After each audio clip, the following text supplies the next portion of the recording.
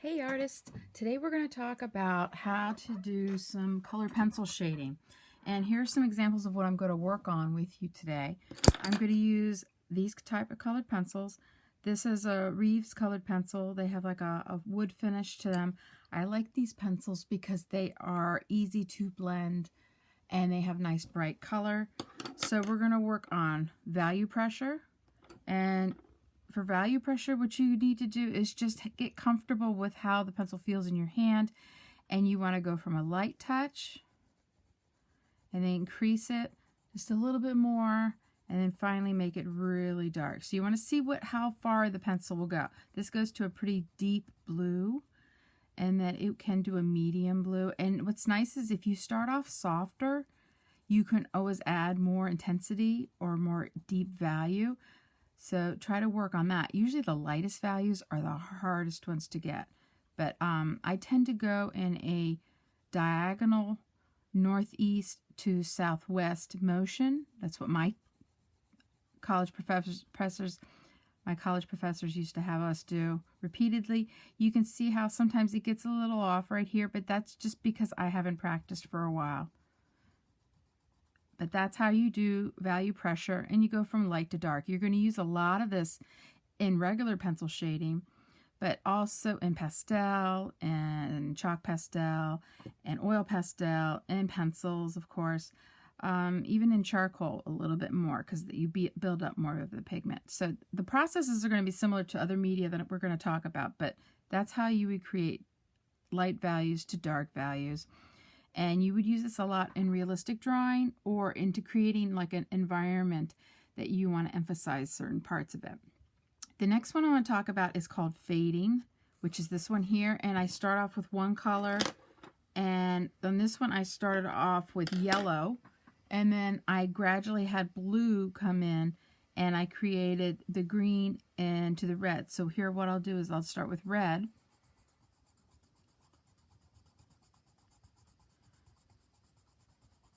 And then I'm going to do yellow.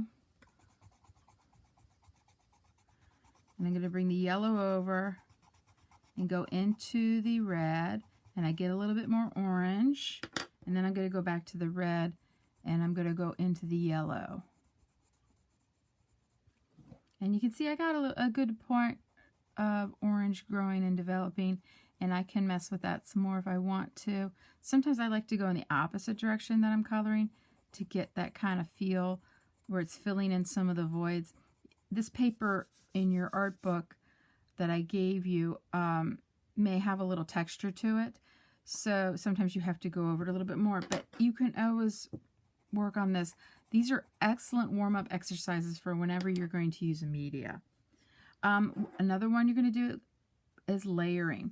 Layering is basically taking one color and then going over top of it with another color. So I'll start off with yellow, and then I'm going to do red over top,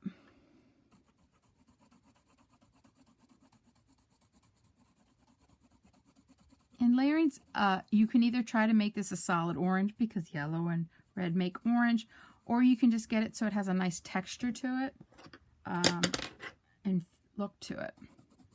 And you can go back and forth with the colors. I like to change directions when I'm adding each color. That way I feel like there's like an individual layer. It's like building a sandwich almost. Other one I'm going to show you here is flicking. Flicking is basically starting off dark and then flicking out to get the light striations from it.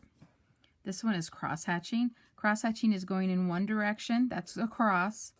And then when you go across the other way, like a tic-tac-toe board, you go cross-hatching.